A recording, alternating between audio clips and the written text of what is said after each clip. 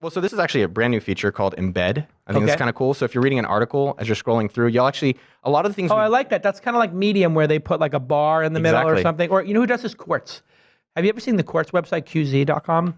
It's they were the first people to do this design. What we do is I kind of, the way I look at it is we democratize stuff that people have spent millions and millions of dollars or have a bunch of teams paying for to figure out. And we're like, what if we made that for everyone else, like for the little guys and the medium guys? And that's what we create in our tools. So this is something that Justin built. Where now, like in your blog, you can have a really easy way to say, "Hey, give us this," or Justin's building inline forms, so you can put This is off of WordPress or any website. Any website. Really? Yeah. You just snap in the code and it does it. I mean, here I'll just show you an example. So, like on here, so basically, you install SumoMe, and then you literally get just the essential tools you need for marketing. So you can have from email pop-ups to like Social Media Examiner has like their share buttons. So if you want to like optimize your share buttons, you can choose how it looks on mobile. You can choose like where it places. You can choose which things. And one of the things, as an example, is Facebook changed their API last week. They change their API every week. Yeah. And guess what? We deal with it so that other people don't have to. Right. So you don't have to worry about your developer or going back in. Is Facebook a good place to try to acquire emails? Where can if I want to get 1,000 people to sign up for Inside San Francisco or Inside Drones, right? Yeah. 2 of these vertical newsletters I have. Yeah. What would be a way for me to get 1,000 people today? What would you do to get 1,000 people? Let's say I have 10,000 people on the list Just starting already. out. Like you don't have access to your resources? Or Let's say I have access to resources, but let's say I have 10,000 people on the list already. I want to just grow the list 10% in one day. What would you do? Let's brainstorm here for a second. Yeah. Do, do, do, do, do. Give me a sec. Do, do, do, do, do, do. Okay. The music's good though. All right. So one, the best people that you already have are the ones you already have. Okay. And what I say my best customers, my existing customers. I think 90% of businesses ignore that. So it's 2 things. One, your customers you already have, and the network you already have. So if I were you, number one, I would probably send out a promotion to your email list saying like, hey guys, I want you to refer one person, send them this link, and then one person who signs up, I'm going to give them like an hour with me. I'm going to send them like a laptop, whatever it is. Got it. Just so have your own existing or a contest to an existing list. Or just tell your own existing list like, hey, I'm trying to grow my list to 1,000 people. I want you guys to be a part of it and help me.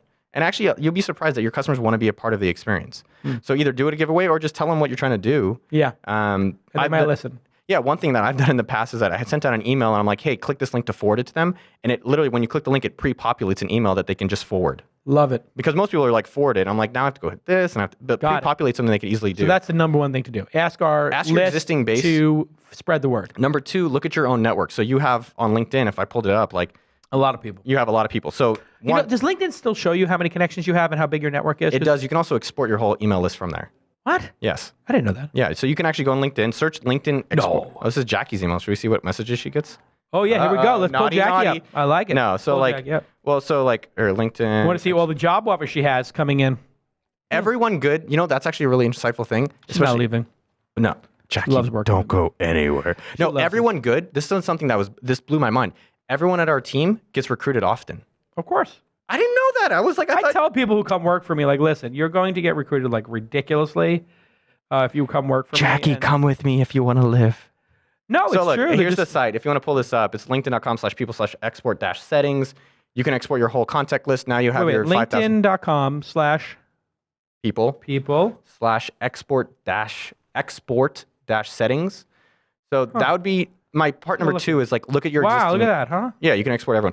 I wouldn't add these people to an email list. I would email them saying, hey, can I add you to it? Or click this link to add yourself.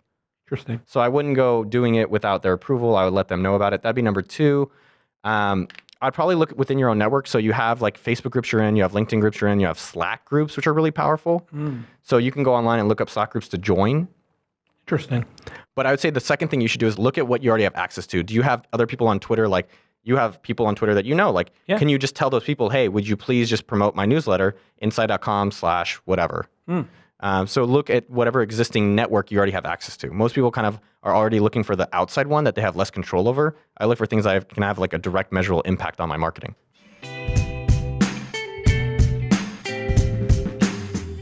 Hey everybody, let me tell you a little bit about Braintree. It's a full stack payment solution for all your payment types for your customers. Yes, you can do mobile payments fast, easy, seamless, and secure. And you can add it to your apps with just a few lines of code, and then you'll be able to accept Apple Pay, Android Pay, PayPal, Venmo, credit cards, and of course, Bitcoin, everything. And if some other new way to Pay people comes along, you know the Braintree team will support that too. Developers love it, founders love it, because it's got superior fraud protection, fast payouts, and continuous world-class support. You'll have fewer abandoned carts, more sales with Braintree's best-in-class mobile checkout. And their customers include, are you ready for this? Uber, Thumbtack, Hotel Tonight, Airbnb, GitHub, and StubHub. And I'm an investor in 2 of those 6 companies.